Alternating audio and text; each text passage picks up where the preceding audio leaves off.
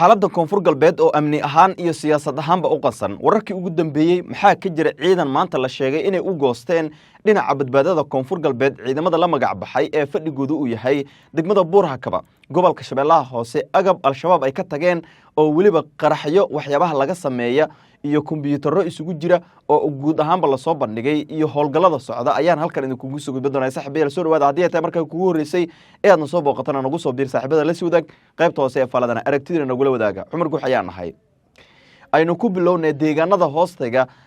magaalada baydhabo ee xarunta kumeel gaarka ah ee koonfur galbeed ayaa ku soo warramaya in halkaas ay maanta ka goosteen ciidan daraawiish ah oo koonfur galbeed ka tirsan ciidamadan ayaa la tilmaamay inay saacadihii lasoo dhaafay siyaabooyin kala duwan u gaareen buurhakaba iyo sidoo kale qansax dheere warar aan helnay ayaa xaqiijinaya in raggan ay yihiin rag maalmihii lasoo dhaafayba xiriiro kala duwan lala samaynayey oo dhinaca koonfur galbeed ka tirsan waxaana ugu dambeyn la tilmaamay inay maanta go'aan adag qaateen kaasi oo ah inay u tagaan ciidamadooda ku sugan gudaha deegaanka ama degmada buurhakaba ee gobolka baay qansax dheere saraakiishii dhowaan ka goostayna waxa ay si rasmi ah maanta u sheegeen inaysan marnaba doonayn maamulka 7 sano halkaasi fadhiyey ee wax rajo ah aanan ka qabin xilligan in koonfur galbeed la horumariyo iyo in kursiga halkaasi uu ku haysto madaxweyne laftagareen uu weli ku sii fidhaado iyadoo wax sharciyad ah uusan u haysan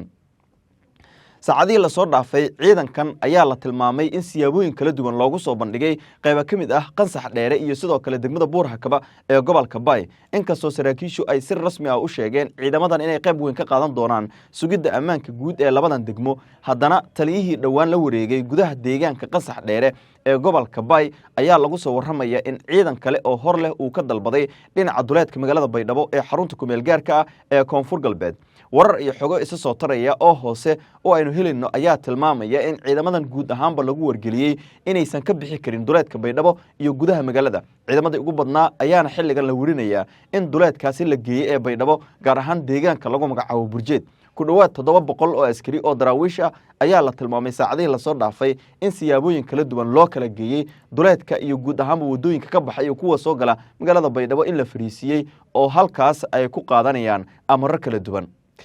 dhinaca kale arrimaha siyaasadda haddii aynu eegno ee koonfur galbeedna xaalad kacsanaan ah ayaa ka jirta oo dhinaca siyaasadda ah mucaaradka koonfur galbeed waxa ay ku dadaalayaan in madaxweyne laftagareen ay meesha ka saaraan saacadihii lasoo dhaafay warar hoose oo soo baxaya ayaa sheegaya inay kala furteen villa soomaaliya iyo sidoo kale villa baydhabo kadib markii madaxweyne laftagareen xubno ka tirsan xukuumadda uu markaasi ku eedeeyey inay qayb ka yihiin horinta colaadaha ka jira deegaanada qaar ee koonfur galbeed si gaar ah buurhakaba iyo qansax dheere madaxweynaha Soomaaliya iyo ra'iisul wasaaraha Jamhuuriyadda Federaalka Soomaaliya oo aan ilaa hadda wax war ah oo ku saabsan xaaladda Baydhabo iyo deegaanada koonfur galbeed aanu ka soo bixin ayaa la wariyay inay qaateen go'aan cad oo ah in madaxweyne laftagareen doorasho haddii uu isku dayo inuu qabsado aanan laga yeeli doonin sidoo kalena tan iyo markii ay doorashada ku yimaadeen madaxweyne xasan sheekh maxamuud iyo sidoo kale ra'iisul wasaare xamse cabdi barre ay si weyn garab ugu ahaayeen xaaladda koonfur galbeed si gaar ahna ay markaasi xisbiyo ka wada tirsan yihiin madaxweyne laftagareen madasha golaha wadatashiga qarankana isla saaxiibo ay ku ahaayeen laakiin hadda ay u muuqato in xaaladda guud ay isbedeshay oo mucaaradku ay doonayaan xilligan in doorasho ay ka dhacdo saddexda maamul ee kale ah koonfur galbeed hirshabeelle iyo galmudug oo xilligan si weyn isha loogu hayo koonfur galbeed ayaa noqotay maamulka ugu horeeya ee xilligan cabsida ugu weyn ay ka taagan tahay ee ah in doorasho uu aado haddii ay taasi dhacdana dhabarjab xoogan ayaa soo wajahaya villa Soomaaliya shabeellaha hoose maalmihii lasoo dhaafay sida aad badankiin ka warqabtaan waxaa dagaalamayaashu laga saaray meelo muhiim ah oo istiraatiiji ah inkastoo meelaha qaarkood aysan ka quusan oo weli ay weeraro ku wadaan haddana deegaanka mubaarag oo ahaa kii ugu dambeeyey iyo daarusalaam ayaa lagu soo bandhigay hubkii ugu cuslaa oo ay dagaalamayaashu ka tageen iyo qalab isugu jira walxaha laga sameeyo waxyaabaha qarxa oo budo iyo kumbiyuutarro iyo sidoo kale moobeello ay isugu jiraan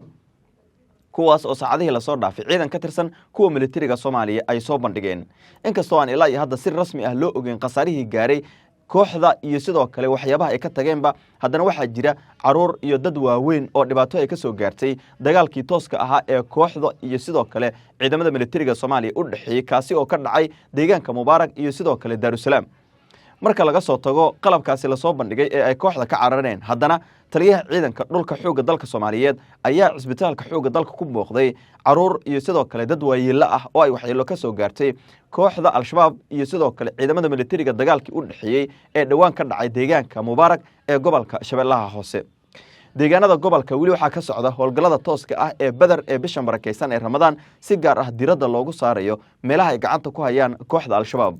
sidani oo kale waxaa jira howlgallo kale oo dhowr ah oo aan ilaa iyo hadda khasaarahooda la helin sidoo kalena deegaano badan lagula wareegay saraakiisha hogaaminaysana ay sheegeen inay sii wadi doonaan ilaa ay kooxdu ka ciribtiraan deegaanada gobolka ee ay haystaan wixii kusoo kordha saaxiibayaal guud ahaan